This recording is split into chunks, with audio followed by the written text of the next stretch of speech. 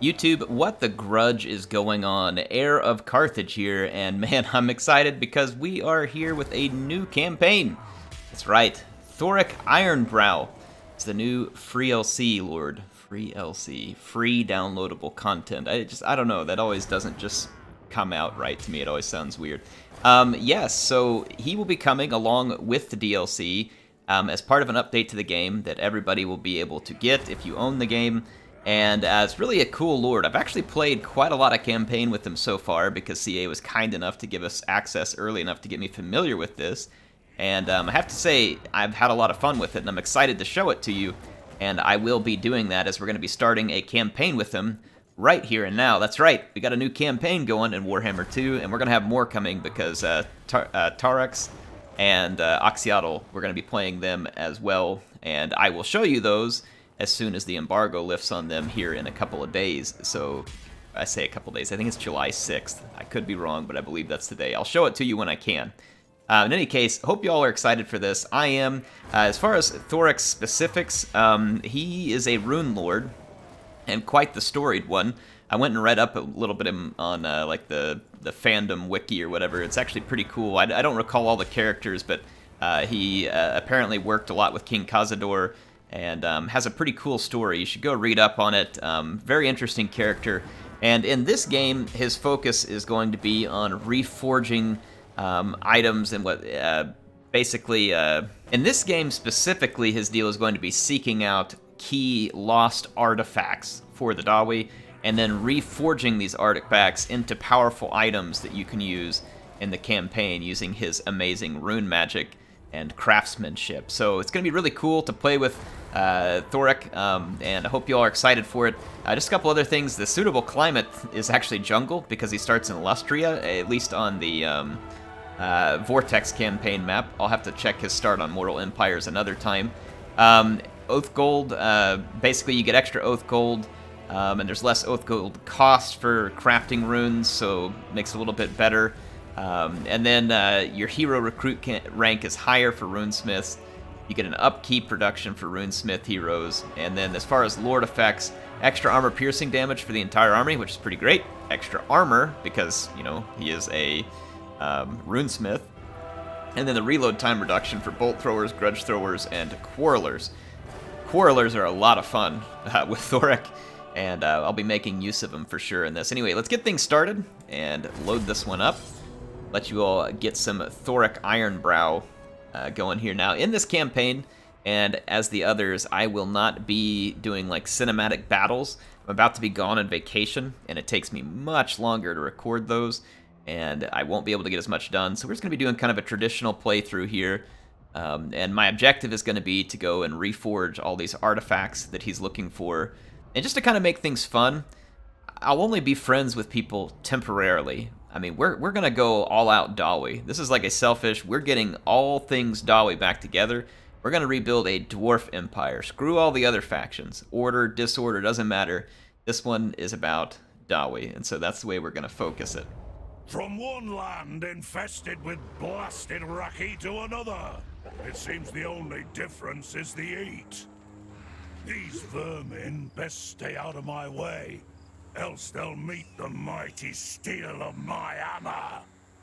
It seems a local clan has made their home here. Might be they know something about the ancient vaults that lie hidden in these strange mountains. This forsaken continent may be where the purpose of my journey is fulfilled. If the old texts speak true, a trove of ancient Dawi artifacts lays buried somewhere near, hidden amidst these strange, forgotten ruins of centuries past. This land could hold the key to restoring the proud legacy of our people. In King Cazador's name, I will unearth the lost relics of our ancestors and bring glory to the Dawi once more. All right, so nice intro there, and Artifact Vault is kind of the special thing here. It says it's Thorek Ironbrow's personal quest to seek out the lost artifacts of the dwarf's golden age. By collecting parts of ancient items recorded in the Book of Grudges, he can return them to the artifact vault and reforge them and receive their powerful benefits. Accessed via the forge, the artifact vault reveals the location of each artifact part, which can only be retrieved through occupation or military alliances. So you can make a military alliance with people to get the parts from them. However, we're taking these by force. You know, like I said, this is all about Dawi, and friends no longer. If these people are occupying or covering up artifacts that were once ours, we're getting them back. And we're going to do it the good old-fashioned grudging way. So the Dwarf Forge is mostly the same. Grudges are mostly the same. Of course, they still have the Underway. And we have our first mission here, which is to capture and occupy anything belonging to Clan Mange, which shouldn't be too hard. It'll give us our first bits of Oath Gold and some nice boost to our treasury. We go look at the Forge. As far as what's different in here, we have this artifact vault. So again, this is what's specific to Thorek Ironbrow. And you can see the different things: the keepsake of Gazul's favored, Raton's collar of bestial control. And let's talk about what all these do real quick. And anyway, each one of them has 2 pieces, and you're searching for these pieces on the map. And where the pieces are, you'll see a marker like this. And so this marker lets you know that one of those artifacts is there. You can see the runes kind of going around. Same thing here. So that's going to show us where these things are at.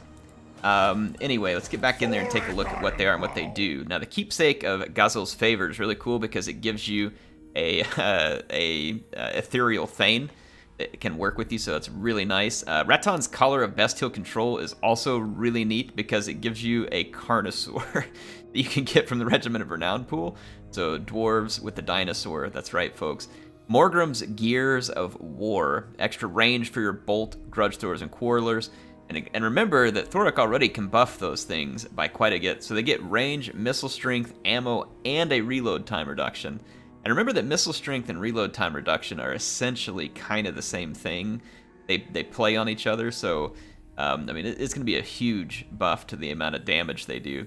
Smednir's Metallurgy Cipher. This gives you extra Oath Gold per turn, and then extra armor for ever the Lord that it's embedded with, and more tradable resources faction-wide, like a lot, 100%.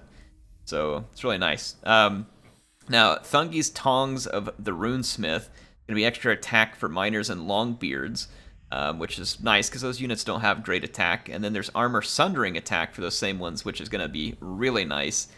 Because, like, imagine you have, like, standard longbeards are mostly a defensive unit. With 5 extra attack and armor sundering, it's going to make them pretty strong.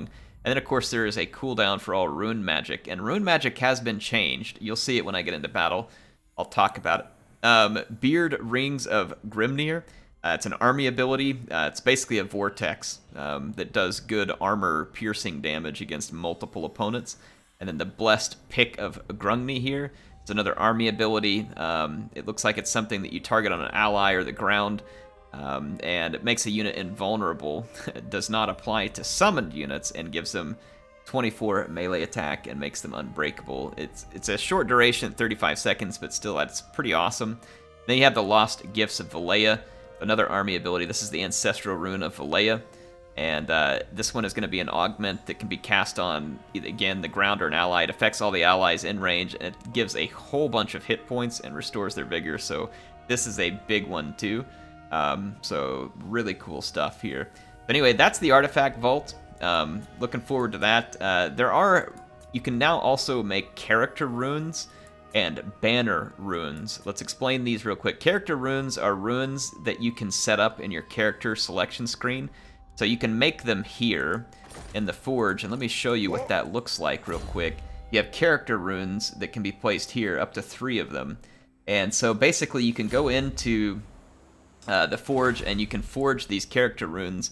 You know, there's a bunch of different ones here that you can forge up. Some of them augment defense, armor, attack, enables flaming, frenzy, ward save, bonus versus large, contact effect that reduces speed and melee defense, extra armor piercing damage, causing fear, extra weapon strength, strider and speed, 50 armor on the Master Rune of Gromril, and then Master Rune of Spite, which is like a Mortis engine type thing you can put on one of your characters. and the Master Rune of Snorri.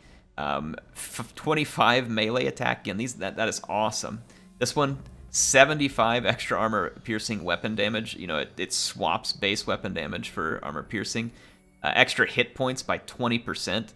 So again, that is insane. 20% weapon strength, Master Rune of Flight. So this one is going to be a magic missile.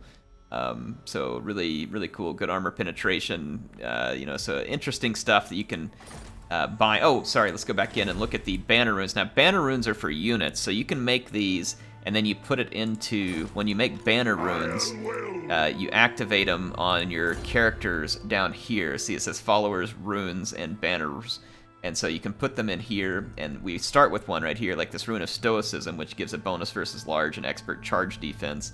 And this Rune of Burning, which adds extra damage, reduces enemy leadership. That goes on an artillery unit. So good stuff, like really neat stuff they've added. I've always loved playing campaign with the dwarves, and now I'm even more excited to play dwarf campaign. And speaking of, let's start off by killing some Clan Mange scumbags, shall we? Yes, we shall. I'm going to go ahead and put this artillery one on our grudge thrower, obviously, and then as far as the bonus versus large, that'll probably go pretty good on our longbeards with great weapons, because they're already an AP unit. So I'm going to stick that on there, and we're going to go fight this. I do have the battle settings on very hard, and the campaign difficulty is also on very hard. I have a little more fun just, you know, when I'm playing, you know, casually. I like to just keep the battle difficulty on normal, because I think that it's not a bigger challenge to beat the AI, it's just more cheese. But I put this one on very hard, just to, you know, show you all that if you're one of those people out there, because there are a lot of people who really enjoy beating a campaign on the higher difficulties. And so if that's what you're into, and you're looking to see how I do or what I do wrong, then this will give that to you. So I played it on that so that, you know, I can basically have a variety, right? If I'm not doing it all the time, I should do it sometimes. It'll be a fun challenge for me, make things different, and like I said, provide something fun for others as well. I'm a little bit worried about the Skaven summoning rats up on my grudge thrower. Speaking of grudge thrower, let's pick a target and unleash. Probably the Poison Wind Globadiers. Plague Monks, not too much of a worry because they don't really cause any armor piercing damage. Those rat ogres need to die. So I'm gonna use Thorek to basically help take care of those rat ogres. Let's get my Iron Breakers on defensive. Yeah, I want the Poison Wind Globadiers dead. And we're getting some nice hits on them. And remember that our artillery hits cause a loss of leadership as well because of that rune we put on. I'm gonna target these Plague Monks. When they first get in range, put a little damage on them.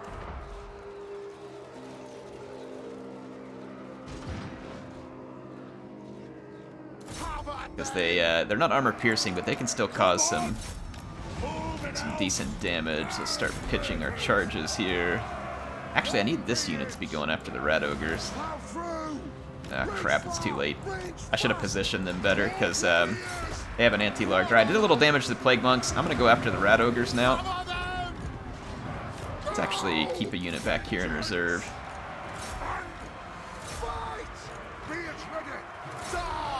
Alright, I have some rune magic. I'm going to pause it real quick and show you all the new rune magic system. If you have a cooldown going on rune magic, it shows it right here. So you can't just like pop all your runes at once. There's a cooldown in between them, but they've changed the runes and, in my opinion, made them more powerful and more fun. So like, for instance, this rune right here will give extra speed and attack to whatever unit I give it to. I'm going to give it to this Longbeards with great weapons because they're going after the Plague Monks. You'll see them get a nice melee attack buff, and hopefully we'll chew through that unit faster as a result. Alright, keeping some units in reserve. We got rid of the rat ogres. I'm going to target the Poison Wind Globadiers. Thorek is kind of out front tanking for us. And then I'm going to start focusing. I'm going to actually bring my grudge thrower to focus over here. Let's get those Poison Wind Globadiers. Don't be chasing Skaven. Thorek Ironbrow! Alright. So I'm going to keep some units in reserve here. We're basically counting on our armor and leadership to carry us in this battle. And then, of course, our artillery doesn't hurt. We're going to get a nice bunch of kills with it over here. Our Longbeards got some nice buffs. They're up in there. Let's go ahead and use our other runes. See, the cooldown ended, and now this rune is cooling down, but I'm going to use the rune of Oath and Steel. You'll notice, watch when it goes off. Well, actually, I don't have another one ready, or else it would be on a cooldown here. But you'll kind of see how that works as we play through more. I'm going to target now into these Skaven Slave Slingers. Thorek is holding up just fine. He's a very high armor unit, and he does very good damage. So I'm quite confident in his ability. This Grey Seer is getting stuck with Iron Breakers. I had this unit in reserve, and I have to say, the Skaven Slave Slingers are getting way too much damage done versus this unit. That seems highly unlikely. Probably the very hard difficulty settings. But look what our artillery's done under here. Racked up 170 kills on the Skaven. I'm surprised these Plague Monks are going as long as they are. But whatever. They're going to lose. Got our other blob over here. The Dwarf Warriors just really can't be touched by the Clan Rats and the other ones. They just don't have good damage. So it's not going to happen. Skaven need to dream on if they think they're going to get any significant damage done. I'm going to spread my infantry out again, and let's make sure we're targeting more Skaven Slave Slingers. And let's get some footage of Thorek up close. Let you all see him in combat. Here he is fighting the Grey Seer. Oh, sorry, I'm trying to get my controls right here. Ooh, I love that animation with the lightning. It looks good. So yeah, Thorek taking on the Grey Seer, no problem. No problem for Thorek. Like I said, he's actually a pretty stout melee character since he's actually a runesmith, or a master runesmith, kind of. So yeah, I find him to be quite good. Oh, let's send some help over here. I'm gonna turn my artillery back out there, and I gotta speed my movement up again. And let's see, send some help out here into this blob. And let's get my Quarrelers to put some shots over here. That should be it for the filthy Skaven. I'm gonna cast this on Thorek so maybe he can keep up with this rat. Gives him 47 speed temporarily. The rat also has 47 speed though. Yeah. Dwarves are just insanely slow, like super slow. Even with that huge speed buff, they still can't catch up with the lowliest of rats. That said, Skaven are pretty fast in terms of their infantry. They're a pretty quick faction. Not like Chaos or something getting around super slow. I do have the unit settings on Ultra. I probably should have changed it down. I don't usually like playing on Ultra, but, you know, we'll keep it that way. Again, I'm playing on very hard, too. Let's play on Ultra. Let's keep things different. Make it interesting. Now, after the battle, the options here are going to be to execute and loot, which I pick every time because it gives us Oath Gold, and this other one, in my opinion, is pretty much useless. Like, I mean, yeah, sure, you get extra growth. Great. I don't know. I like this one, execute and loot, because then it lets us build stuff in the forge. Alright, so we got our first Oath Gold. Defeated Clan Mange there. And we're going to need to recruit some more units. And there's a couple of things we can build as well. I'm going to go ahead and build up to the clan barracks here, because we really need Quarrelers. And then I'm going to also build this gold mining pit. That's going to take a good chunk of our money. I'm going to use what money we have remaining to pick up some more warriors. I'm going to pick up one warrior, a warrior with great weapons. Let's just go with one more warrior. Having those good shielded defensive units up front is always helpful, but it's also nice to have the great weapon units because they're a little more offensively capable. We've got a runesmith here too that was probably here, and I should have stuck in the stack prior to that fight, but here he is now. And we get to upgrade Thorek here. I do want to improve the campaign movement range, but I also want to get the Rune of Slowness. It's a massive debuff to charge bonus, charge speed. It's going to be very, very handy for the dwarves. So I do want to get that, but I also want to work on getting Lightning Strike opened up. And I'm going to go ahead and do this recruitment cost reduction, and then I'm going to work on this one next, so the Masterwork Crossbows, because I'm going to really focus on Quarrelers. It's a higher battle difficulty, missiles do more damage, and, I mean, Thorek makes Quarrelers really good, and I find it very fun to play with the Quarrelers, so I definitely want to use them. I'm actually going to wait one more turn to get that clan barracks, and pick up some extra quarrelers before, well, I mean, I don't know. We can probably take these guys on. It is a harder difficulty, though, so I probably shouldn't be too careless here. I'm going to go into an encampment. Let's go ahead and burn one more turn in. Well, actually, it'll be two, because I'm going to do some recruiting. I'm going to be a little overly cautious here. Sometimes that's bad, actually, when you're overly cautious. I'm going to recruit 3 of these quarrelers with great weapons. We're about to have our gold mine building, and I'll be able to support some more units anyway. And the quarrelers with great weapons are nice because if you position them on the flanks, they're slightly better melee combatants. And so if you do get attacked in the flank, they can hold up a lot better. And then I'll keep my 2 quarrelers with shields in the middle. It's kind of a trade-off with quarrelers, right? I really like the great weapons because they're a little more offensive if you need them in melee. But if you need them in a skirmish, they're not near as good because they don't have the shields. The shields make a big difference in a skirmish trade. So I don't know. Like I said, it's an interesting trade-off between the 2 units. Alright, so here's Clan Mange's hidey hole. We're going to technically need some siege equipment, but I don't think we even really have to have the siege equipment. We can just go after these Skaven and get them. So I'm going to go ahead and fight this battle right now. Skaven can be kind of a nightmare, though, when it comes to siege, because if they have warp lightning, it is just painful. I mean, they can jack up your units so bad on the walls, and they almost always do have warp lightning. Some of their garrisons also include like a warlock master or a warlock engineer, sorry, and others that just unleash volley after volley after volley of lightning at you. It can be pretty frustrating. I'm going to deploy over here on this side of the map because there's less towers. I'm going to put my shielded infantry up front and kind of let them run in first. I'll put my more expensive infantry on this flank. Kind of do like this. That way only a couple of towers can range me. This one will get a few shots at me at first, but won't be able to continue to do so. We'll put our grudge thrower, I think right there should be good. I think it'll be out of line of fire for the most part. And then we've got our 5 quarrelers. We're going to run them up to give some fire support, and then our leaders can draw some fire too because they're pretty strong. And we've got our 1 warrior with great weapon here. Let's push up. I'm going to start shooting at these night runners. And I need to make sure and put these guys on defensive. And then same thing with my missile units. Going to put them on defensive. I'm going to crawl up the walls with Thorek first and my runesmith because the Skaven are going to have a very difficult time stopping either one of those units. So I'm going to use them and kind of abuse them. Use and abuse them. Watch my grudge thrower. See, it's got that explosive ammo because of the rune that we put on it. See, burnt -10, or sorry, yeah, -8 leadership for 10 seconds. Not as good as the Goblobber, but I mean it's definitely nice, and the explosion damage does some good damage. I'm gonna fast forward for a second, get my leaders up on the wall. Get on up there, gents. Get a fight going.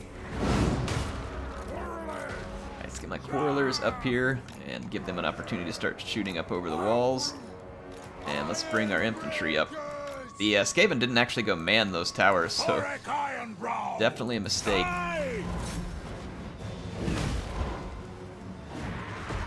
Actually don't see warp lightning on that Grayseer. That's excellent news for us, and they don't have a Plague Claw catapult. I'm going to start using my rune magic. I'm using the Rune of Speed here, which gives me extra melee attack and speed. Don't need the speed, but melee attack will be handy. Skaven are using Bless with Filth. But I mean, Skaven don't really have to bless themselves with filth, do they? I mean, they're just covered in it to begin with. I'm going to take an Iron Breaker up because it's going to be a very nice tanky unit. I'm going to throw a Dwarf Warrior on that ladder and then some more Dwarf Warriors here. Since there's no lightning, we should be in pretty good shape. Yep, see my quarrelers are moved up. Start really causing some damage now. Actually, go climb this wall real quick since the Skaven aren't occupying it. And then let's take our great weapon units and attack the walls. Alright, there we go. Oh yeah, our quarrelers are in a great position. See here, they can just start lobbing crossbow bolts over the wall. And the Skaven are going to continually send new units up.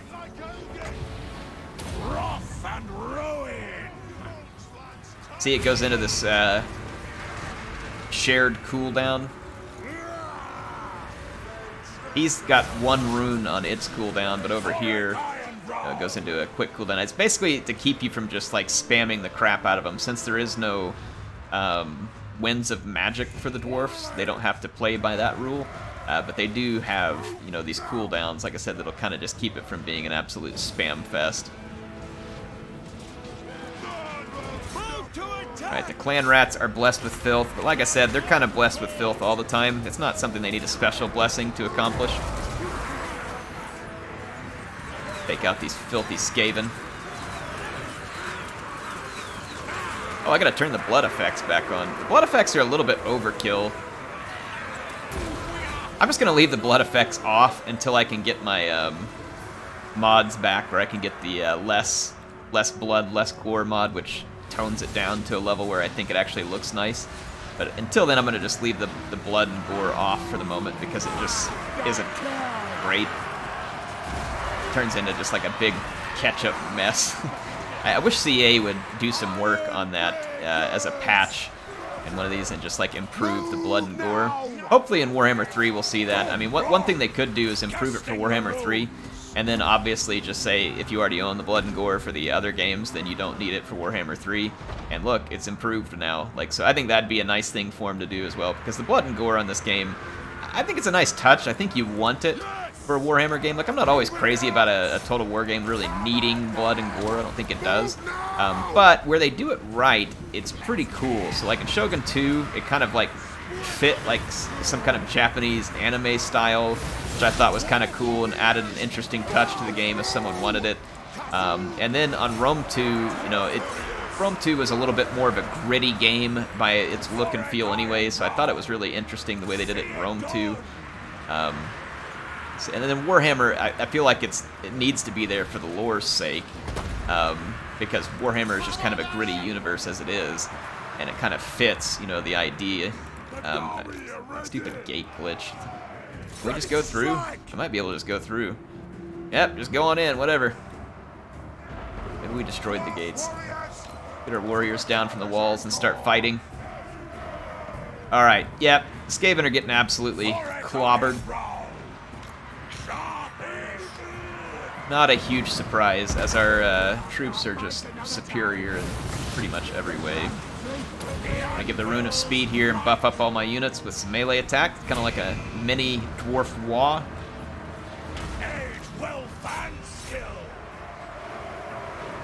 And we'll just keep chewing our way through the Skaven here. Wow, we've gotten over 200 kills on our Grudge Thrower. A few friendly kills there, but oh well. 'Tis the price of killing the Skaven. Oh, we're already fighting them. Let's go after these Skaven slave slingers. And I'm going to bring my Quarrelers in. It's unlikely we're going to need them at this point, but let's keep our melee blob moving forward. Yeah, it's funny, the Skaven put down that breath spell. I have some innate magic resistance as the Dawi, plus I have a lot of armor, and it's funny because the breath spell probably ended up hurting the Skaven more than it did me. But that's also just kind of like Skaven, right? They're trying to scheme and, like, you know, hurt all the dwarves, and they just end up hurting themselves. That seems like it would totally be a Skaven thing anyway.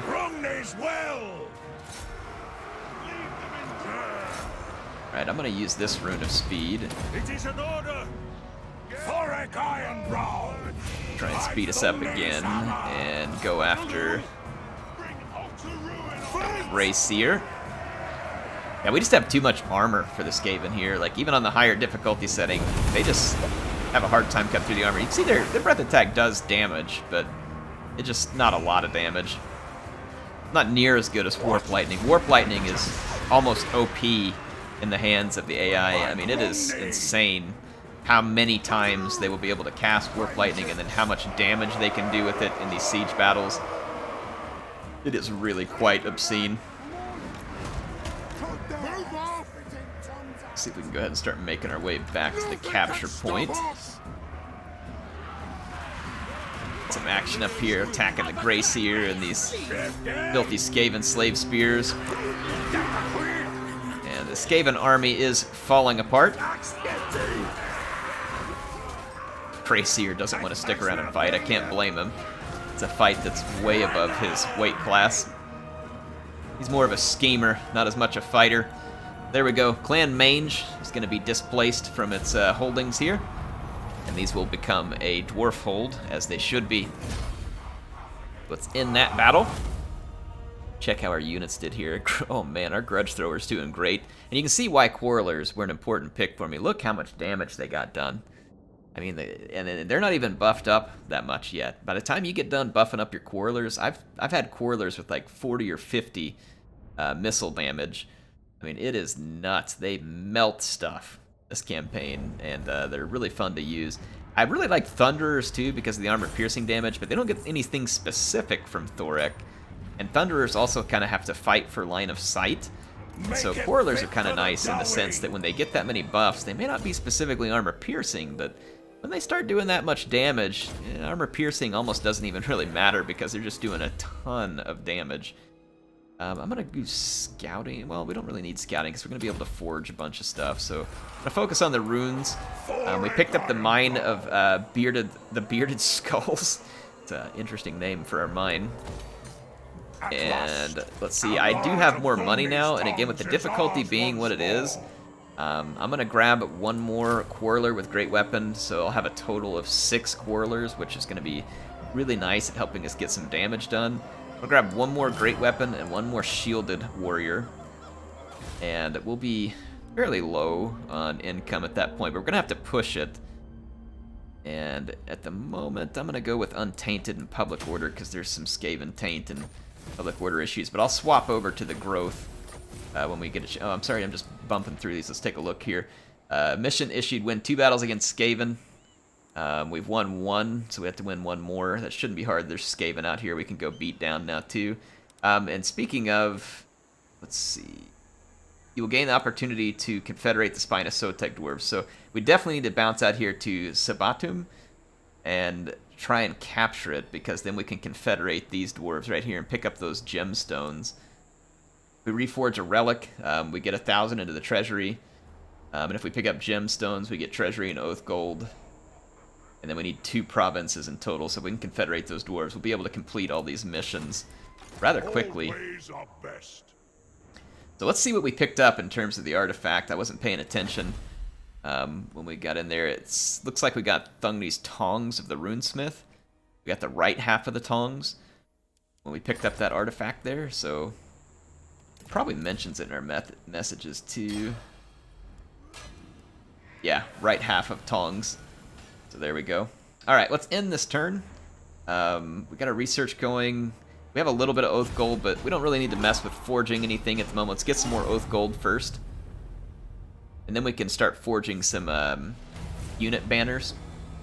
Thorek's Rune Armor has a passive ability that gives extra armor and flame resistance to allies around him. Gives him extra magic, fire, and armor. So, pretty cool. I mean, it's not amazing. Well, we could probably forge something better than that, like something with healing, but whatever, we still want it. We're going to be going through the motions of picking all that stuff up. I'm going to bring Thorek out here. See more Clan Mange agents out here, so I imagine that this is their stank hold over here that we're going to have to go cleanse. It is definitely going to be worth the money to improve the gold mine. So it gives us 300 more gold and then extra golden idols. We can get some trade going. And speaking of trade, none that we can get yet, but if we keep expanding our territory, we'll have some good stuff. Gold and gemstones should make us some nice money. Look at that, Clan Pestilence right in our face too. Haven't declared war yet, but it is Clan Pestilence, and we're Dawi, so I don't expect that they are raiding. There's going to be war very soon, so let's take care of business here. Come on! Alright, this is just going to be an auto-resolve. They did change the auto-resolve, too. If you're going to lose units, it'll light them up in red here, which I kind of do like. Like, I don't think the auto-resolve's like a whole lot better at predicting, but at least I know if it's going to cheat me out of units without having to do a quick save. So I do appreciate that. For vengeance! For Karak So, Azul! it is a nice change. Alright, so we're going to occupy here, too. And this is going to allow us to do the Confederation with the Spine of Sotek Dwarves. We get some options here. We can pick up a ton of Oath Gold. It's going to give us some public order issues. Or we can get better, public order and relations with other dwarves and still confederate them. We can lose Oath Gold and pick up Guild Favors, which for 10 turns gives us better armor and weapon strength, which is kind of cool, but I don't know, not really necessary. We can choose to just be independent and gain some Oath Gold. I'm going to confederate them and pick up the extra Oath Gold. That's a lot of Oath Gold. You'll notice that we immediately went in the hole, and it's because the Spine of Sotek Dwarves have a big stack of units here. And you also, I don't have any mods turned on, so when playing in a vanilla campaign too, we get hit with a large upkeep penalty. And as much as I would love to keep these units, because they have a lot of, fun stuff here, I mean, we're definitely going to have to start cutting stuff, like a whole lot of stuff. I mean, in fact, I'm probably just going to cut this whole army if I need to. I'm going to disband. We're actually in the positive. I'm just going to cut them for now, because we don't need the extra lord. And we need the money more than that, because we're going to need to build buildings, so I'm going to keep the money and focus all in one army for the time being. We don't need this building either, because we do have recruitment in our other province. I'm going to put in that barley field so we can improve the growth. We do have this trinket maker, which may be better to have growth there, but I'm going to leave it just to get a little bit of extra income for the time being. And we've got upgrades for Thorek. I'm going to put the Rune of Slowness on him because it's a very useful rune. I'm going to do the same here with Gotri Grimson. And now I'm going to focus on trying to get to Lightning Strike with Thorek, though, because Lightning Strike can occasionally save your life in a clutch situation. There we go. Issued our commandments, and we're ready to end another turn. Going to be just about it for this episode. I'm going to try and keep the episodes between about 30 and 40 minutes each time. To put your oath gold to good Oh use. yeah, thanks Crowboy. I would have never thought of that. Actually, it's kind of a helpful reminder, actually, for once. I have to give him credit even though I don't want to. Actually, I don't have to give him credit, and we really shouldn't. I hate him. Anyway, we're going to use all that Oath Gold we picked up, and we're going to pick up some of these sweet character runes. So check out this Master Rune of Adamant. Gives us 20% hit points. We're going to stick that on Thorek. So, bam! And let's find some more good character runes here. It was Master Rune of Spite. Yeah, this is like the Mortis engine thing, so we're going to throw that on him too. And let's take a look at his attack stats. He got 45 attack, 403 damage. How much armor piercing does he have already? A lot. We could give him even more armor piercing damage, but I don't think it's going to be crazy necessary. I'm thinking about putting that attack buff rune on him. So let's go back in here into the character runes. And 20% weapon strength would be, I mean, pretty good for him because he's at 400. 25% of 400 would be another 100. I mean, that would be a pretty nice buff to his damage. This one would just give him more AP damage, but stay at the current total damage. And this one is going to make his attack much better. I'm trying to think if I would want that on him or a different character. I suppose we can always just inscribe these anyway. I mean, because I have the Oath Gold for it right now, we should just go ahead and do it and make my characters awesome. I mean, we're not hurting for Oath Gold at the moment. Let's go ahead and strike these. Right, we took that penalty to get all this Oath Gold. Might as well put it to use. Okay. So, we picked up all these runes. And let's go apply them. So I definitely want the extra 20% hit points for him. I think I want this Master Rune of Spite on him, so that way he can sit in melee and just really tank people out. And if he's going to be in melee a whole bunch, I mean, maybe it would be good to have the extra attack and just really land a lot of attacks. Or just more weapon strength. Let's give him the weapon strength. And then I'm going to go over to my runesmith, and we're going to put a couple of these on him. So let's give him the extra AP and the extra attack. And we can probably go forge him one more. Again, might as well spend our oath gold here and put it to use. Let's see. Should be another good one in here for him. Wait, we can inscribe more of these? Oh, dang. That's gonna be great. Or those are banner ones. I was like, wait a minute. I can do it more than once? And I'm like, no, unfortunately not. Man, extra 50 armor would make that runesmith an absolute tank. Let's do that. That'll make him a tank against low armor infantry. So here we go. Oh, look at that. The Skaven have an army. Lord Skrolk is right here. How appropriate. Well, I can't leave Lord Skrolk here until all the way in the next episode. I mean, we gotta attack Lord Skrolk. Let's get into the details. Drop this rune. It's probably gonna say that he can beat us. Search rate, no hand weapons. Okay, let's kill Skrolk. If we declare war, though, he does have this raiding army right here that's gonna destroy Thrice-Kirk's Peak. This is such a good opportunity to kill Skrolk. I'm gonna stop building this coal mine because they're gonna turn around and definitely kill Thrice-Kirk's Peak.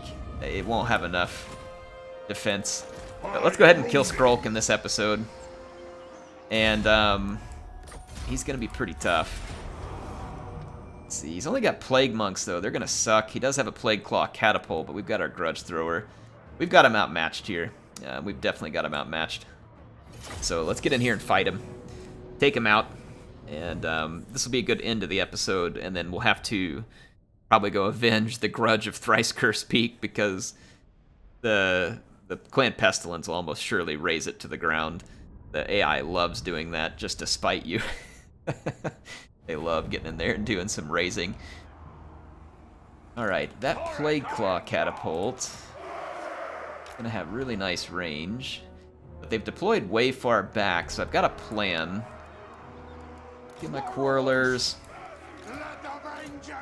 And I'm going to have my Great Weapon variant Quarrelers on the flank.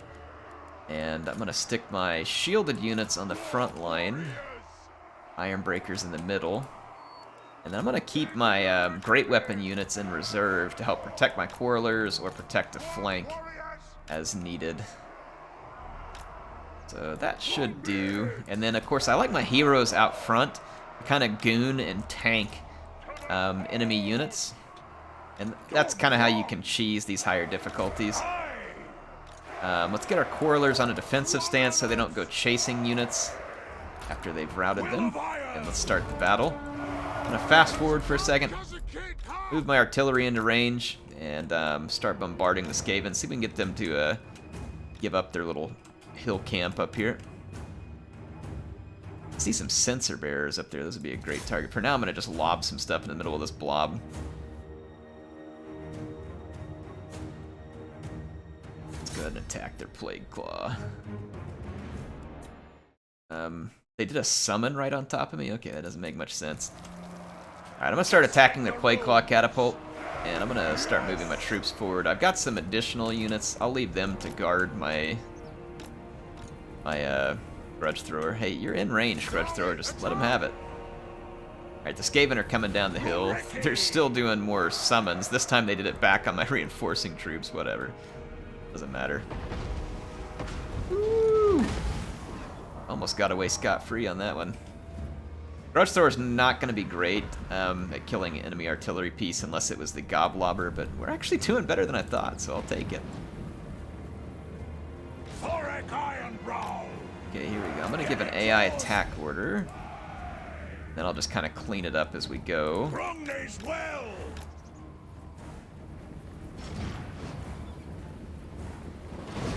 I'm going to use this Rune of Slowness on the Sensor Bears. And I'm going to focus fire the Sensor Bears with a couple of these. Let's get some shots into there, and then here. Get the Rune of Speed over here. Bust up some people with their Iron Breakers. I'm gonna send some extra units to that flank. And I've got my Longbeards with great weapons. They're getting peppered by the Plague Claw Catapult. The Plague Claw Catapult's not having the best of days. We got a lot of enemies out here on this flank. I'm gonna need to throw some effort. They've summoned a unit of Clan Rats back here and slowed up my reinforcements. Oof, that Plague Claw Catapult does so much damage.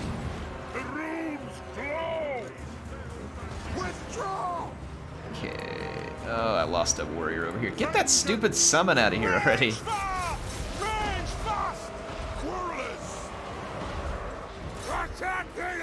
Alright, so we got our dwarf warrior chewed up. No big surprise because there's sensor bearers there. In fact, I'm going to take all my quarrelers and focus fire the sensor bearers. Get our reinforcements out here. We took a little bit of damage there, but I'm not too worried about it. Let's send Thorek this way. Extra buffing over here.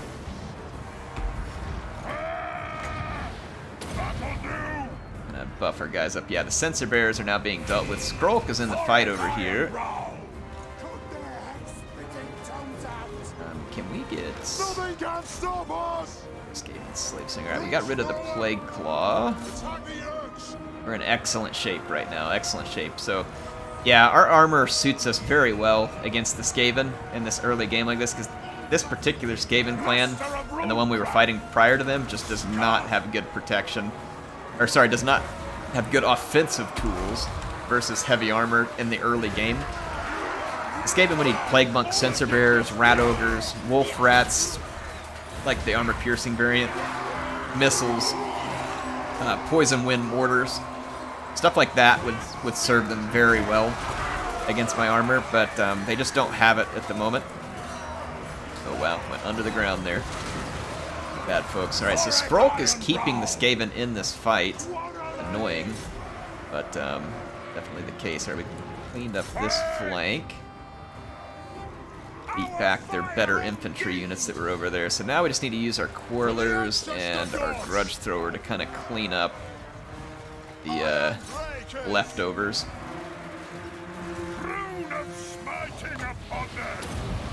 I think that gets rid of melee defense too. Nope, I'm thinking of a different one. The anvil's might. We'll keep using our rune magic. Let's get out here and drop some blasting charges on these skirmishers. Skrolk is taking damage, and you can tell because now the Skaven leadership's just falling apart. And look at the stats on Thorek. He's a beast.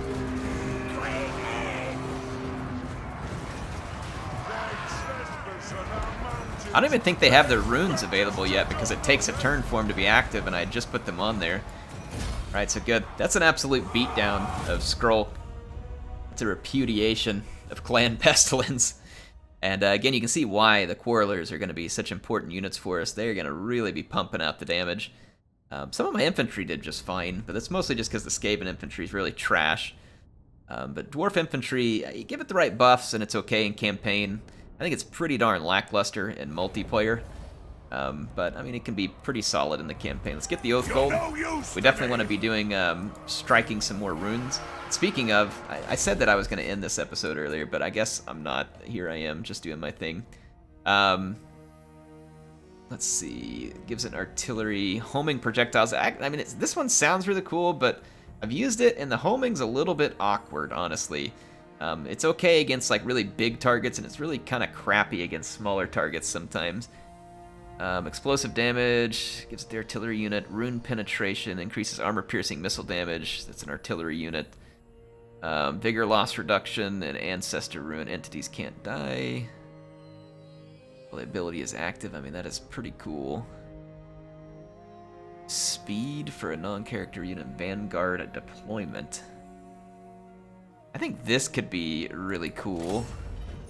Let's grab that one. And then, let's see, Fear, Rune of Destiny. Bonus versus infantry of +8. That's going to be really handy on, say, like dwarf warriors and stuff. Actually give them a little bit of offensive capability. And then physical resistance. Snag that too. Now the good thing is it makes 3 of each of these. And we don't have to use all of them in any one given army, right? So I'm going to go in here, though, and put some of these to use. If some of these are less useful, I'll swap them out for runes. So, like, for instance, I'm going to do the bonus versus infantry rune there. Physical resistance rune. Like, that physical resistance would be really good on our iron breakers. And let's go ahead and just stick another physical resistance and one more bonus versus infantry. We can always change those out later if we feel like we want to. Anyway, it's been a good episode. Pretty good success so far. Like I said, Pestilence is definitely going to knock down Thrice Cursed Peak. What's up? But before they, while they do, they'll have a hard time getting into the Mine of the Bearded Skulls just because it has walls. It's not going to be particularly well protected right now. But, you know, it'll be alright. I am going to go ahead and just put some extra defenses there. And then we'll get our extra trade goods, but we're not trading with anybody yet. What? Anyway, I'll end it here. Hope y'all are enjoying the beginning to Thorek Ironbrow's campaign and his expedition here. We have picked up a couple... Oh, I forgot to take a look here, too. We can reforge an item. His tongs of the runesmith can be reforged, so let's do that. So we have both pieces. Think of the runes I will craft with these. Alright, so we've now crafted that. And it looks like... some kind of item that we put on him in here. Not an enchanted item. Is it a rune?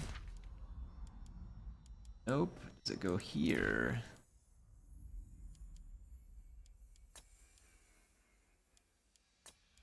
Or is it just something that applies to him?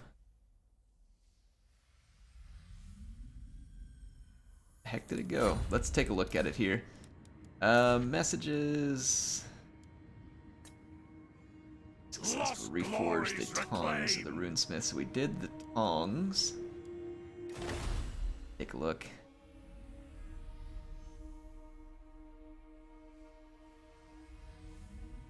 I think it's just faction wide. Because when it's a rune that you apply, you know, it has this rune symbol. And when it's a character or a unit, it shows it like that. I think it just applies it, or it might be a characteristic in the army. Yeah, it's right here. So it looks like it just applies to the faction. So that's going to be pretty great. That's going to be pretty great. Anyway, hope y'all enjoyed the episode. HeirofCarthage signing out. I'll catch you next time with some more Thorek Ironbrow action. We'll keep fighting all these filthy Skaven.